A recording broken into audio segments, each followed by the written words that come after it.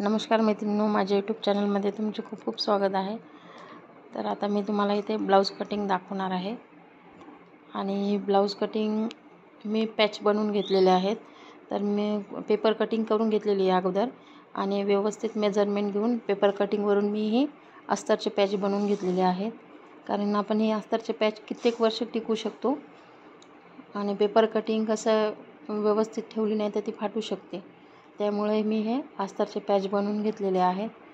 तर बघू शकता मी असेच पॅच बनवून कटिंग करून घेते ब्लाऊजची। तर कस्टमरचे सुद्धा मी असेच पॅच बनवून ठेवत असते अस्तरचे आणि मग आपल्याला खूप सोपं जाते। कस्टमरचे ब्लाऊज आले की मेजरमेंट आपण घेतलेलेच राहते, त्यानुसार मग पॅच बनवून ठेवलेले राहतात आणि आपल्याला एकदम सोयीस्कर होते असे पॅच बनवून ठेवले तर बघा, माझी आयडिया आवडली तर तुम्ही पण बनवून ठेवा। आणि मी आता एक साथ 2 ते 3 ब्लाऊज असेच एक साथ कटिंग करून ठेवत असते। तर ही झाली आपली कटोरीची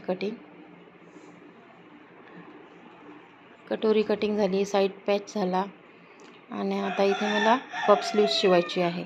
तर त्यासाठी मी मेजरमेंट घेत आहे।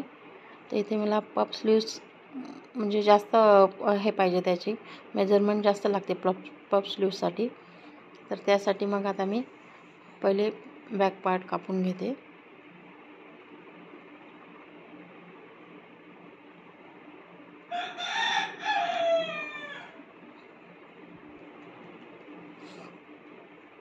बॅक पार्ट कापून घेतल्यानंतर मग मी पफ स्लीव्जची मेजरमेंट घेऊन मग कटाई करते। तुम्हाला जर माझे असे व्हिडिओ जर आवडत असतील तर नक्की कमेंटमध्ये सांगा। मी व्हिडिओ स्टिचिंगचे व्हिडिओ आता रोज अपलोड करत जाईल। तर बघा, माझे कटिंग वगैरे बघून तुम्हाला जर फायदा झाला तर नक्की कमेंटमध्ये सांगा। आणि कटिंगसुद्धा मी दाखवीन तुम्हाला, पेपर कटिंग। तर पफ स्लीव्जसाठी आपण 5 इंच घेत असतो, तर हे डबल आहे त्यामुळे मग हे 2.5 घेतलेलं आहे मी। आणि आपल्याला जशी पफ स्लीव्ज म्हणजे जसं पफ शिवायचं आहे, मोठा किंवा लहान, फुगाबाई, मराठीमध्ये फुगाबाई, तर आपल्याला लहान किंवा मोठा आपण आपल्या मनाने बनवू शकतो। तर मी जास्त नाही घेत आहे हे, कारण हे साधं ब्लाऊज पीस आहे, सिंपल ब्लाऊज पीस आहे, त्यामुळे मी पफ जास्त घेत नाही आहे, छोटाच घेत आहे। आणि जेव्हा आपण साड्यांवरचे ब्लाऊज शिवतो तर त्यावेळेस पफ जास्त लागतो आपल्याला। तर त्यावेळेस मग हे जे मी आत्ता 2.5 घेतलेलं आहे तेच अंतर 5 घ्यायचं आहे। त्यावेळेस मग आपला पफ एकदम छान व्यवस्थित येतो। तर ही झाली आता माझी बाही कटिंग। माझे शॉर्ट्स बघत होते तुम्ही, तर माझ्या शॉर्ट्सला खूप छान प्रतिसाद देत होत्या। तसेच माझ्या आता स्टिचिंगचे व्हिडिओ येत आहेत, त्याला पण असंच सपोर्ट करा।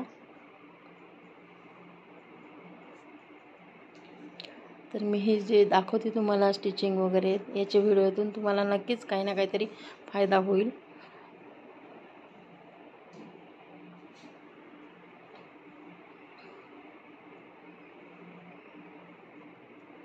तर हे मी साईड पट्टी घेते।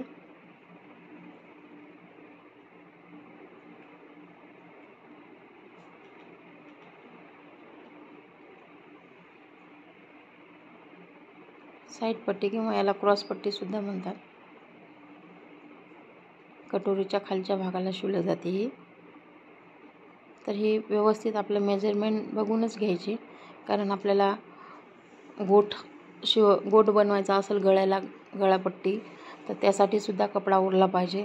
तर व्यवस्थित मेजरमेंट घेऊनच कापायचा आपण कपडा, कारण आपला असला तर आपण काही पण ॲडजस्ट करू शकतो आणि तेच जर कस्टमरचा असला तर आपल्याला पॉसिबल होत नाही। ते आपण एवढ्याशा याच्यासाठी कपडा विकत आणू शकत नाही। त्यासाठी व्यवस्थित मेजरमेंट घ्यायचा आणि नंतरच कटिंग करायची। तर ही झाली आपली क्रॉस पट्टी आणि आता ही डबलसाठी लागते, तर मग मी हा कापड कापून घेतला त्याच्यासाठी. आणि आता याच्यामध्ये गळापट्टी, उरलेल्या कापडामध्ये मी गळापट्टी बनवून घेणार आहे. तर बघा, तुम्हाला माझा व्हिडिओ कसा वाटला तर नक्की कमेंटमध्ये सांगा. आणि आता माझे असेच रोज नवीन नवीन कटिंगचे व्हिडिओ येत जातील, तर बघा आणि मला असंच सपोर्ट करत जा.